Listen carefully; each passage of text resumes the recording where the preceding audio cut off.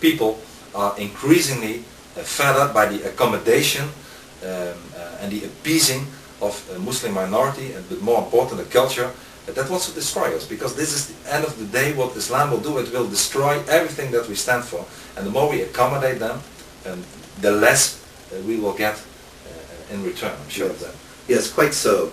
I note with interest, as a matter of fact, that the next step is already happening. And I saw in the news this morning that in Britain there is a supermarket in a local area where there's a large number of Muslims, but not a majority. Yeah. And they are demanding that the local supermarket not sell alcohol because they find it offensive not to sell alcohol. And this is emblematic of the fact that Islamic law applies to non-Muslims, and non-Muslims must submit to it in the classic Islamic model, such that it's not simply the same kind of thing as Catholic family law or Jewish law governing marriages and so on, that because it is expected that non-Muslims must ultimately bow to it. And I was wondering if that second step, after the first the requests for accommodation of various particular practices, the second step of demanding that non-Muslims also adhere to Islamic norms, has been reached in the Netherlands or elsewhere in Europe. Yes, it has unfortunately. In fact, it's already implemented. You were talking about the UK. We all know that a few weeks ago it became public that they even have Sharia courts today in the United Kingdom. Can you imagine? You would have called me a total idiot if I would have predicted that 2 years ago, that in a European country, the United Kingdom, we would have Sharia courts. And on the continent, is there also Sharia being applied? There is not Sharia being applied today, but we had a Dutch Attorney General who said in a public debate in Parliament, I believe it was 2 years ago, that he could imagine that if there would be more Muslims in the Netherlands, that if there would be at the end of the day a majority of Muslims, that the Sharia would be implemented in the Netherlands.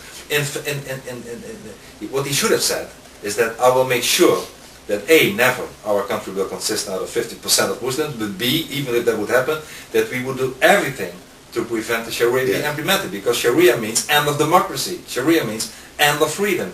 Sharia means submission to the most terrible Islamic laws.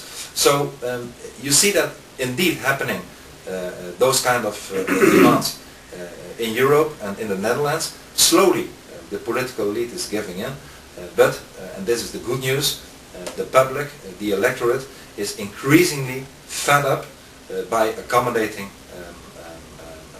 Muslims in the way they want to.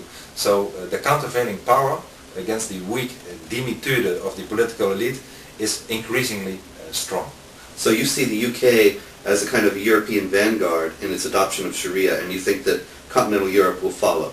Yes, I'm afraid so. That's why I was very impressed by, I met this week here in the United States Congressman Tom Tancredo. Yes. And I was very much impressed with it. And he made, as you say, unfortunately he's leaving office soon, but he made this anti-jihad law, and he said, well, if somebody who is resident of the United States is in favor of Sharia, we should be able to extradite him, and somebody who comes to the United States and is in favor of Sharia should not be permitted.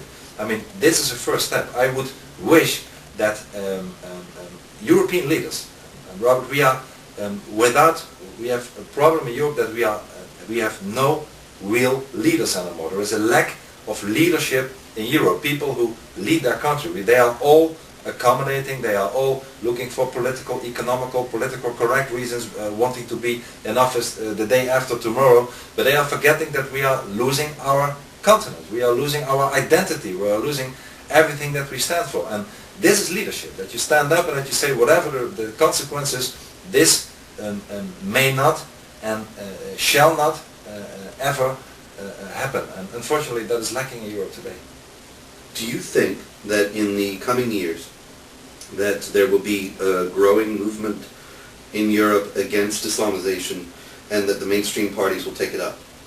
Well, if I talk about my country, the Netherlands, you already see that we are not only almost doubling in the polls since 1.5 years, but you see that the parties that we are getting voters from are very slowly changing their tune. Not perhaps because they really believe in what I say, but because this is politics. They don't like, they want their voters back. So very slowly it might happen, but it will be too late before anything changes. That's why I'm very proud and very happy that there will be an initiative in Jerusalem in December of this year, hosted by Professor Eldad, a member of Knesset in the Israeli parliament, and there are 10, 20, 30 European lawmakers from respected countries where there is a growth of that kind of parties like my party, like for instance the Danish People Party, that they would come there and not only talk about how bad it is today in Europe, but also try to come with concrete solutions. Excellent. When it comes to immigration, when it comes to initiatives, initial law to ban the Sharia forever. I mean, be concrete and show the people not only that we have solutions and that we are serious politicians, but also show the electorate that there is not only in some country one or two mavericks that are labeled by the leftist liberal elite and press as xenophobes, no, but that we are responsible politicians and not racist and nothing whatsoever, and that we have initiatives and that we are combining our forces. And this is not only a message to the electorate and to the leftist and liberal press and elite in Europe, but it's also a message to the Arab world and to the Islamic world and to the people already in Europe from back. It's a message that there are not only dhimmis in Europe, there are also people who are willing to fight in a democratic way, in a non-violent way, but we will fight you.